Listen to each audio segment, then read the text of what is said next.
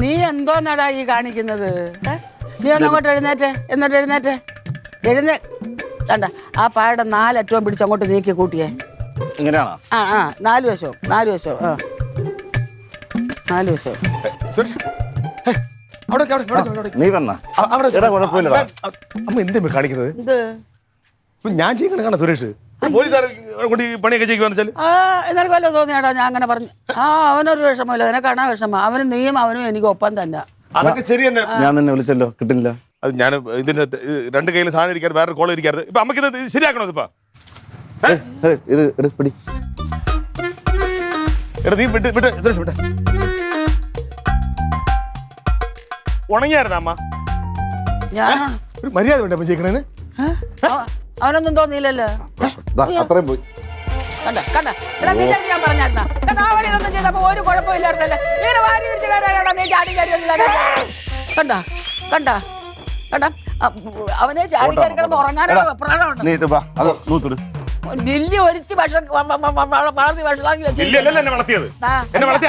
ഞാൻ വളർത്തിയപ്പോ ഒന്നും ഇങ്ങനെ ഇല്ലായിരുന്നു. ഇപ്പോഴാണ് നിനക്ക് ഈ സ്വഭാവമൊക്കെ ഉണ്ടായത്. പറക്ക്. നീ അങ്ങോട്ട് മാറിയില്ലേ? പറക്കട്ടെ അങ്ങോട്ട്. എന്റെ വീട്ടിൽ ഇങ്ങനെയാണോ? എല്ലായിടം പോലെ തന്നെ. ഇതാണ് എന്റെ കഷ്ടപ്പാട്. അമ്മ മാറിക്കമ്മ. നീ ബഹളം ഉണ്ടാക്കല്ലേ. അതെടുക്ക് ബാക്കി പിന്നെ വരാം. ഇതാണ് സ്വഭാവം. വാരി വലിച്ച് എന്തെങ്കിലും കാട്ടി കൂട്ടി അങ്ങ് നടത്തും. മെനക്കെട്ട സ്വഭാവങ്ങള്. നീ അതൊക്കെ കൊണ്ടുപോയി. സകല സാധനം പഠിച്ചിട്ടുണ്ട്. സകല സാധനം വാങ്ങിക്കാനാണ് പറഞ്ഞത്. ഇനി ഒരാഴ്ചത്തേക്ക്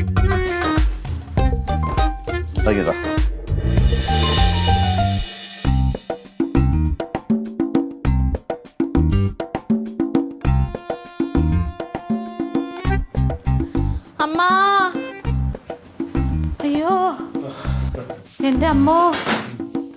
വെള്ളം തന്നെ. ഇതെന്താ സാമ്പാറും ചോറുവോ? അവൻ പറഞ്ഞു ഒന്നും വേണ്ട, ഇത് മതിയെന്ന്. ഓ അമ്മയും മോനും കൂടി ഇന്ന് തകർക്കുമായിരുന്നു തോന്നണല്ലോ. എന്തായാലും നീ വന്നല്ലോ, വലിയ സന്തോഷമായി. ചോറ് വേണ്ടേ? അമ്മ ഏൽപ്പിക്കണം നിന്നെ. എനിക്ക് അത്യാവശ്യമായിട്ട് ഒരു സ്ഥലം വരെ പോകണം. എവിടെ പോണ്ടേ?